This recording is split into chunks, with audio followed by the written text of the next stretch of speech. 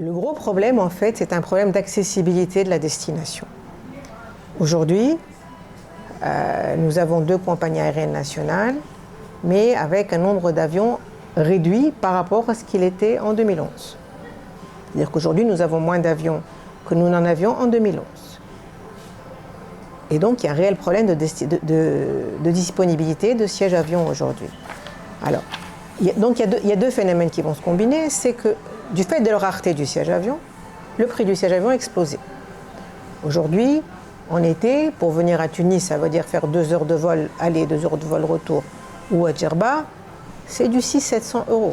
C'est absolument énorme. C'est énorme. Et le fait qu'il y ait très peu d'avions et qu'on n'ait pas résolu le problème de l'accessibilité aérienne fait que ce sont les TO aujourd'hui qui détiennent l'aérien. Donc le client qui vient en Tunisie, en fait, ce n'est pas le client de l'hôtel, ni le client de la Tunisie, c'est le client du TO. Donc c'est le TO qui connaît le client, c'est le TO qui le démarche, c'est le TO qui... Et les marges restent à l'étranger, donc là, il y a un réel problème.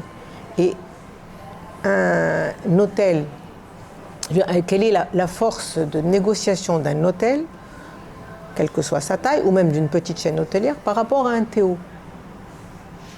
Et encore, parce que les TO avant, ils étaient relativement... Il y avait des petits, des plus gros, mais maintenant, depuis 10 ans, nous assistons à un regroupement et un rachat des petits par les gros, qui fait qu'aujourd'hui, en face de nous, nous avons des mastodontes de TO, contre lesquels nous n'avons aucune force de négociation.